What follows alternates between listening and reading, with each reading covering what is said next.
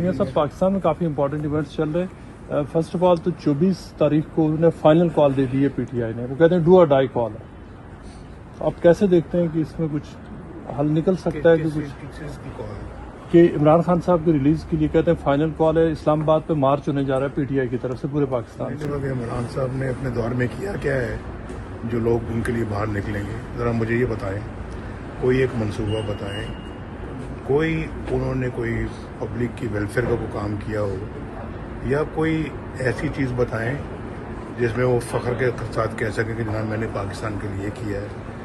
یا کوئی اور نے تو کہیں نہیں میں نے پاکستان کے لیے موٹر وے بنائی ہے, پاکستان کے لیے میں نے یہ کوئی سی پیک میں لے کے آیا ہوں, یہ پاکستان کے لیے میں نے بجلی کے کارخانے لگائے ہیں, لوڈ شیڈنگ کا خاتمہ کیا ہے. بتائیں نا عمران خان صاحب, بتائیں کچھ تو بتائیں نا. قوم کو کس لیے, قوم ان کے کس کارنامے پہ باہر نکلے؟ ان کی کارکردگی تو صفر ہے. اور بلکہ انہوں نے تو اپنا جو ہے وہ عدلیہ کے ساتھ اس زمانے کے ججز کے ساتھ ساز باز کر کے وزیر اعظم کو, ایک وزیر اعظم کو جس کا نام نواز شریف ہے, اس نے اس کو اپنا ڈسکوالیفائی کرایا ہے.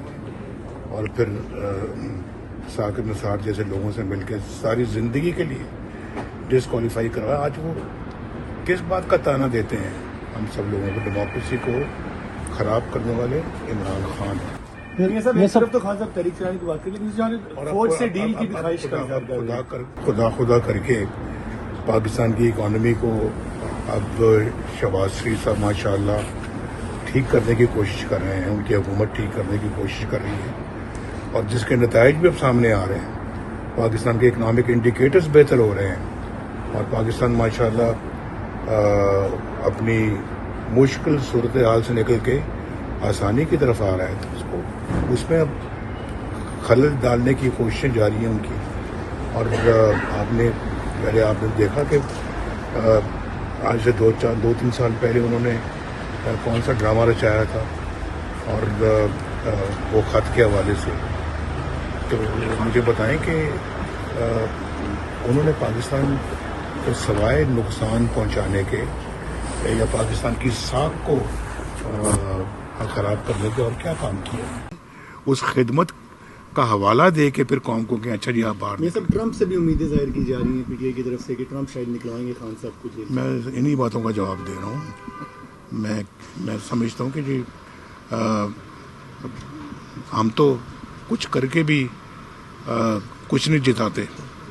ہم تو کچھ نہیں جتاتے. ہم نے اللہ کے فضل و کرم سے جو پاکستان کی خدمت کی ہے اس کو فرض سمجھ کے کیا ہے, کسی پہ احسان نہیں کیا. نہ جتانے کی ضرورت ہے ہمیں. یہ سب آج گارڈین اخبار میں ایک سٹوری چھپی ہے جس میں پاکستان ملٹری کے ایک سورس کو گارڈین نے کوٹ کرتے ہوئے کہا ہے کہ وہ عمران خان سے نیگوشیٹ نہیں کریں گے, ڈیل نہیں کریں گے. خان صاحب کہہ رہے ہیں کہ میں صرف ملٹری سے ڈیل کروں گا, نیگوشیٹ کرنے کو تیار, اور ملٹری نے انکار کر دیا. تو آپ کیسے دیکھتے ہیں اس ڈیولپمنٹ میں؟ اسٹف سچویشن ہے. خان صاحب کی باتوں کی مجھے سمجھ نہیں آتی. انہوں نے کیا کچھ نہیں کیا باجوہ کے ساتھ. باجوہ کے ساتھ مل کر ہمارے خلاف کیا کچھ نہیں کیا.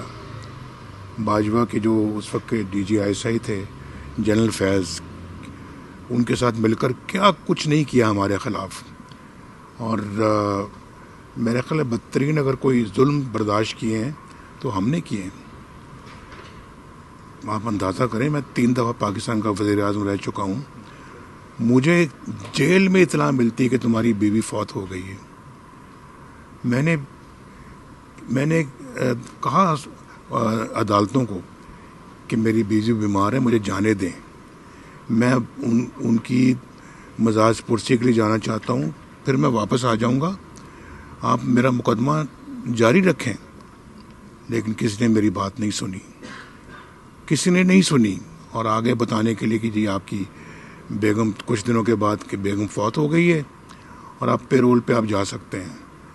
مجھے آپ پے رول کی درخواست دیں. میں نے کہا مجھے کوئی پے رول کی درخواست دینے کی ضرورت میں نہیں دوں گا. زبردستی انہوں نے مجھے 3-4 دنوں کے لیے وہاں سے پیرول پہ چھوڑا. آپ مجھے بتائیں کہ یہ اس طرح کی جو غم برداشت دکھ، یہ غم اور دکھ یہ کوئی برداشت کرنے کے قابل ہیں؟ اور پھر تانا دینا دوسروں کو، کس بات کا تانا آج وہ دے رہے ہیں؟ کس بات کا؟ ہم نے تو بدترین دکھ سہے ہیں. اور غالب ہمیں نہ چھیڑ کہ پھر جوش اشک سے، غالب ہمیں نہ چھیڑ کہ پھر جوش اشک سے بیٹھے ہم تہیہ طوفاں کیے ہوئے، بیٹھے ہیں ہم تہیہ طوفاں کیے ہوئے. ہم سے کیا پوچھتے ہیں یار؟ ہم پہ تو جو گزر گئی وہ اللہ نہ کرے کسی اور پہ گزرے. یہ سب آپ کافی پرانی آپ کی اب ہسٹری بھی بن چکی ہے، آپ کی 3 گورنمنٹ، جس میں سے ابھی جو 26 جو کنسٹیٹیوشن امینڈمنٹ ہوئی ہے، اس کے بعد جو جوڈیشری کی کمپوزیشن سامنے آئی ہے، تو آپ کیا سمجھتے ہیں یہ کیسے آپ اس کو دیکھتے ہیں، جو خاص طور پہ 26 جو کنسٹیٹیوشن امینڈمنٹ ہوئی ہے؟ میں بڑی خوشائند چیز ہے جی، خوشائند بات ہے. پارلیمنٹ نے کی ہے، اور پارلیمنٹ نے اس کو پہلے بھی کیا تھا، اور اس کو انڈو کر دیا اس وقت کے عدلیہ نے، جو کہ ان کا رائٹ نہیں بنتا تھا.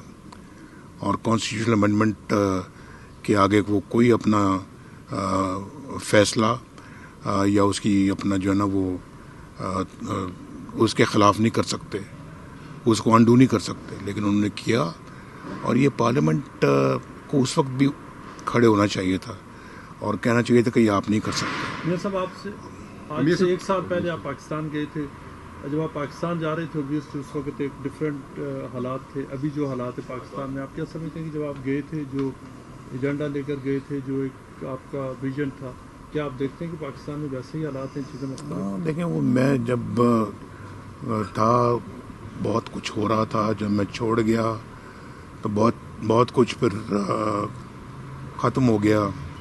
عمران خان صاحب آئے، اس نے سب کچھ ڈبو دیا. اب ایک بہت برے اکنامک حالات میں حکومت نے باغ دوڑ سنبھالی ہے، اور اللہ کے فضل و کرم سے مجھے ابھی یقین ہے، جیسے کہ اکنامک انڈیکیٹرز بہتر ہو رہے ہیں، انفلیشن کم ہو رہا ہے، مہنگائی کم ہو رہی ہے، اور جس میں پنجاب کی بھی ماشاءاللہ بہت ان کی کارکردگی ہے، اور مریم نواز شریف صاحبہ نے بھی اس میں بہت کام کیا ہے. تو میں سمجھتا ہوں جی کہ اب انشاءاللہ مجھے یقین ہے کہ اگر یہ خلل نہ ڈالا جائے تو انشاءاللہ یہ معاملہ پھر ٹھیک ہو جائے گا اور حالات بہت بہتر ہو جائیں گے. یہی تو ان کو برداشت نہیں ہوتا، عمران صاحب کو یہی برداشت نہیں ہوتا کہ پاکستان ترقی کی راہ پہ چل نکلے گا تو ان کی سیاست ختم ہو جائے گی.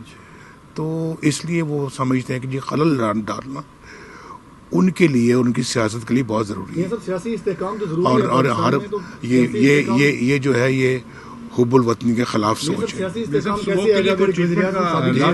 اسموک کے لیے پچھلی حکومت نے کیا تھا، اسموک کے لیے کوئی ٹریٹمنٹ؟ جی دیکھیں، جو ممکن ہو سکتا ہے وہ کریں گے جی. ایک یہ اپنا جو اسموک جو ہے یہ قدرتی ایک میں کیا نام دوں، آفت میں نہیں کہہ سکتا، لیکن قدرت کی طرف سے ایک ایسی صورت بن گئی ہے، اور اس میں قدرت بھی انشاءاللہ مدد کرے گی، لیکن جو انسانی حد تک جو ممکن ہے وہ بھی کرنا چاہیے تاکہ یہ معاملہ جو ہے اس کو ڈیل کیا جا سکے. بہت شکریہ جی.